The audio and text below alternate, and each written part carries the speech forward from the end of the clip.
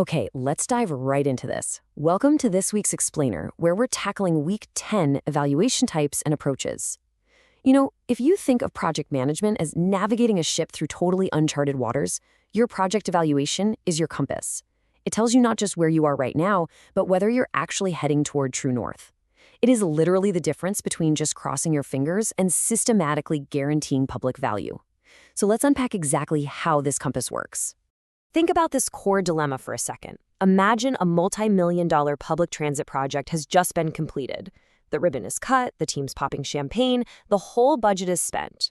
But was it a success? I mean, how do we actually know? Without a rigorous evaluation framework, any claim of success is honestly just a subjective guess. Did it deliver real outcomes? Did it actually change commuter behaviors or solve that underlying traffic problem? To get objective answers, we absolutely have to have formal evaluation. And that brings us right to the formal definition. According to Bowen, project evaluation is the systematic collection of information about activities and outcomes. We do this to make judgments, improve effectiveness, and inform future decisions. Notice something really important here. It isn't just some final scorecard you glance at once a project is dead and buried. No, it's an active, ongoing process to demonstrate merit or, refine a program while it's actually still breathing.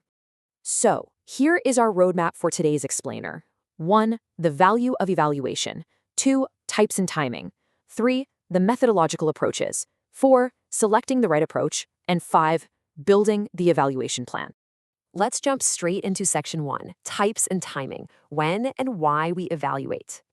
Now, what's really interesting about this framework is how it maps out the totally different dimensions and triggers of an evaluation. Just look at those opposing points. An evaluation might get pulled towards internal learning, where a team evaluates itself to figure out how to improve its own processes.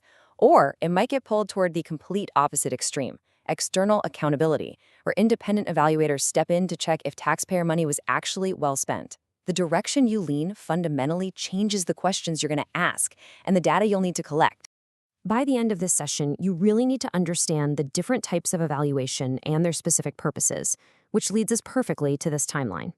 At the very start, we have our ex-ante evaluation. This is your design and feasibility check before the project even gets off the ground.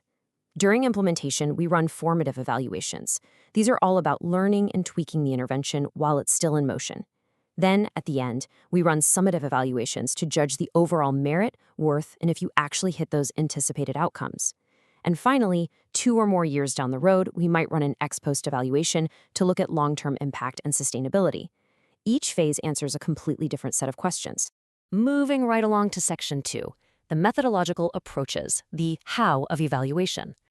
Historically, the how of evaluation has kind of sparked this massive paradigm war between hard data and human stories. On one side, we've got quantitative methods. These are standardized, positivist, and totally numbers-driven.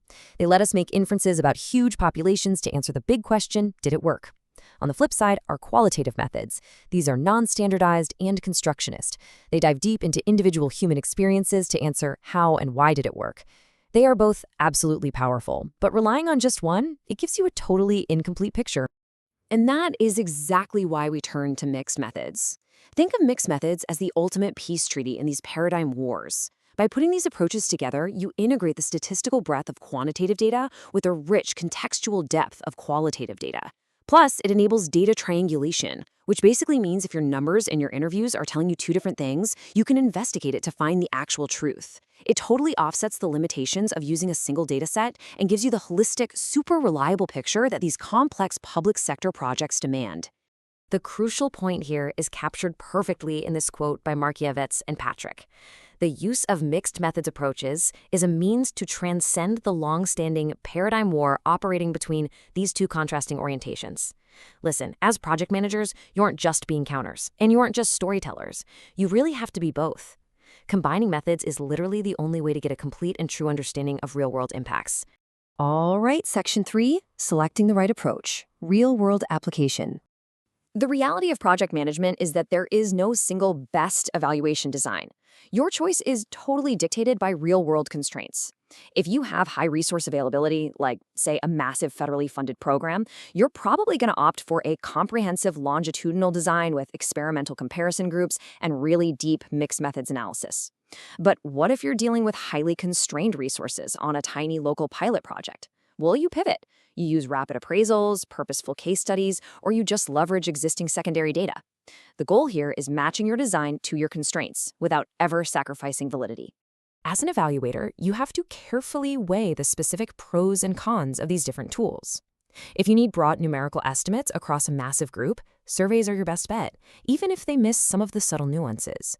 But if you need to capture really deep real-world complexity, a case study is vastly superior, even though it's much harder to generalize. Recognizing these trade-offs is absolutely essential for picking the right approach for your specific project environment. Let's move to Section 4 and see how this all builds together. Building the evaluation plan, tying it all together. The United Nations Development Program actually outlines the required components for a rock-solid evaluation framework. First up, you have to define purpose and scope, like what exactly are we even examining? Second, establish criteria and questions that will guide your assessment. Third, select your methodology and be ready to justify exactly why you chose it. Fourth, create the evaluation matrix. And finally, determine resource requirements, which just means tying your activities to real-world budgets and timelines. If you follow these 5 steps, your evaluation plan is going to align perfectly with both your project goals and your stakeholder expectations. Now, I want to put a massive spotlight on step 4, the evaluation matrix. You can think of this matrix as the ultimate linchpin of your entire planning phase. It's a literal grid that connects every single key evaluation question directly to the specific data collection methods and sources that will actually answer it. It guarantees that no stakeholder question is just left hanging out there, and absolutely no data is collected without a crystal clear purpose. It really forces a deliberate, highly organized methodology. Which brings us to Section 5, Conclusion, the evaluator's compass. As we've seen today, project evaluation is a dynamic compass, not just a simple postmortem. By understanding the timing, balancing the paradigm wars through mixed methods, and rigorously planning with tools like the evaluation matrix, you ensure your project stays right on true north. So, I want to leave you with a final thought to chew on for your future assignments and careers. As you build the evaluation plan for your next project, who is your most vital stakeholder and which method will best tell their story? Think deeply about that, because how you choose to measure success ultimately defines the real public value you deliver. Thanks so much for joining me for this explainer, and I will see you next time.